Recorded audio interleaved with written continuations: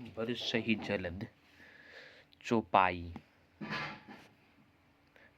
घन घमंड न भगर जत घोरा, प्रियहीन मन डर्प तमोरा।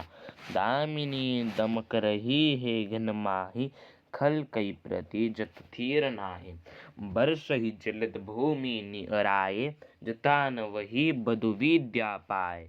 बूंद आघात सही गिरि कैसे, खल के बचन संत सहजैसे। क्षुद्र नदी भरी चल तोराई, जैस थोराई धन खल इतराई। भूमि परत भा ढाबर पानी, जनो जीविया माया लपटानी। समिट समिट जल बोरही तलाव, जेमी सद्गुण सज्जन पाही आव।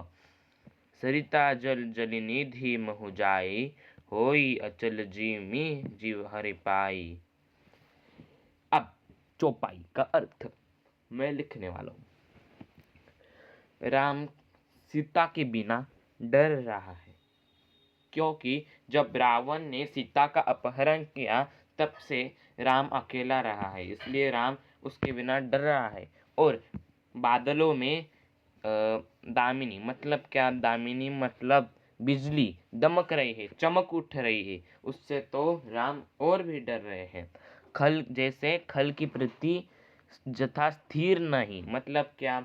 दुष्ट व्यक्तियों की मित्रता स्थिर नहीं रहती, लुप्त हो जाती है, चमक कर लुप्त हो जाती है। उसके बाद हमें मालूम है कि बादल नियर आए मतलब क्या? नजदीक आते हैं। और जैसे विद्वान व्यक्ति विद्या पाने के लिए नजदीक आते हैं, ऐसा ही। बूंदो आघात सहा ही गिरी कैसे, खल के बचन संत सहजे से। मतलब क्या? हमें मालूम है गिरी मतलब क्या? पर्वत। पर्वत जैसे बादलों के बूंदों का आघात सहता है, वैसे संत भी दुष्ट व्यक्ति के कटु वचन भी सह लेता है। क्षुद्र निधि भरी चलित ओराई, जस थोराई धन खल इतराय। मतलब क्या? कि थोड़ा सा भी धन पाके इंसान इतराने लगता है। उसके बाद भूमि पर तदा भर पानी, जनो जीवया माया लपटानी।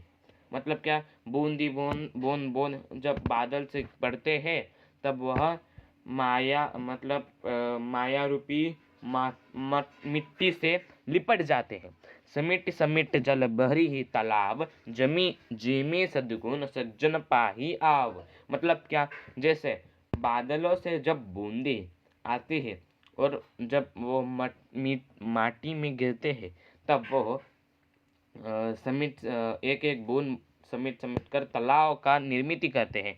वैसे सज्जनों के सद्गुण वैसे ही आते हैं सज्जनों के पास, ऐसे हम कह सकते हैं। सरित जली जलनिधि महु जाई, होई अचल जेमी जीव हरि पाई।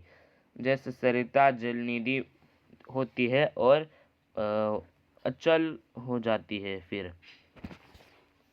उसके बाद दोहा। जैसे हमें मालूम है कि हमारा भारत देश हरित क्रांति का एक पहला उदाहरण माना जा सकता है। हमें उससे हमारे आसपास इतनी घास होती है, उससे हमको रास्ता भी नहीं दिखता। जैसे पाखंड भरे हुए रास्ते पर हमें चलने की आदत नहीं होती वैसे, और वह सद्ग्रंथ लुप्त हो जाता है पाखंडी की वजह से। यह दोहे के अर्थ है, इतना ही इम्पोर्टेंट है।